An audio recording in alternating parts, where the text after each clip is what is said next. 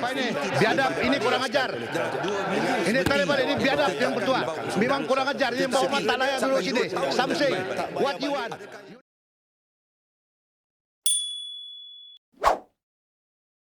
Kerajaan Perpaduan Kekal komited meneruskan program intervensi melalui inisiatif Payung Rahmah dan Jualan Agro Madani meskipun kadar inflasi dalam negara telah mereda kepada 2.0% iaitu kadar terendah dalam tempoh hampir 2 tahun. Perdana Menteri Datuk Seri Anwar Ibrahim berkata inisiatif berkenaan diteruskan dengan kerjasama kerajaan negeri yang akan memanfaatkan rakyat dalam usaha berterusan kerajaan perpaduan menangani isu kos sara hidup rakyat.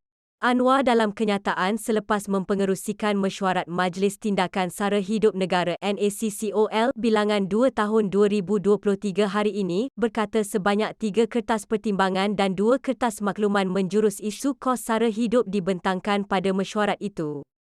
Mesyuarat telah berbincang berkenaan dengan kawalan harga bagi ayam bulat standard dan telur ayam yang dilaksanakan sejak Februari 2022. Adalah penting supaya hala tuju kawalan harga ayam dan telur ini dapat dimuktamadkan bagi memastikan kelangsungan rantaian bekalan, kata beliau.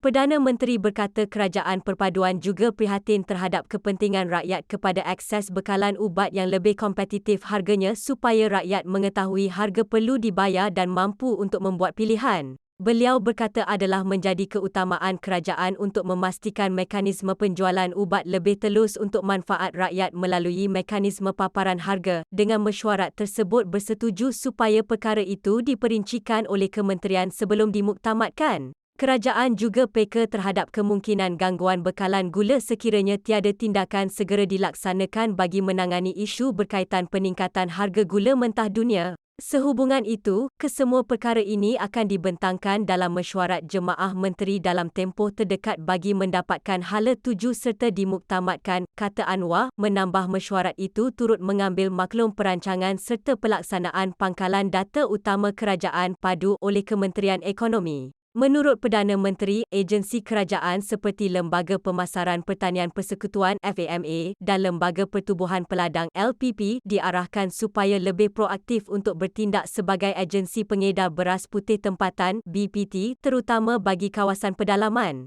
Beliau berkata ia adalah sebagai usaha mengurangi kesulitan rakyat dalam mendapatkan bekalan beras susulan langkah intervensi yang diumumkan oleh Kementerian Pertanian dan Keterjaminan Makanan semalam. Sementara itu, beliau berkata mesyuarat juga mendapat penjelasan daripada Bank Negara Malaysia bahawa bank utama dan penyedia perkhidmatan e-dompet yang menerima pembayaran melalui duit no QR telah mengumumkan akan terus mengecualikan fee transaksi ke atas perniagaan mikro dan kecil. Selain itu, Payments Network Malaysia Sendirian Berhad (PayNet) juga akan memperuntukkan sumber bagi membantu membiayai kos ditanggung oleh penyedia perkhidmatan pembayaran terutamanya penyedia bukan bank yang terus menawarkan pengecualian penuh kepada perniagaan mikro dan kecil.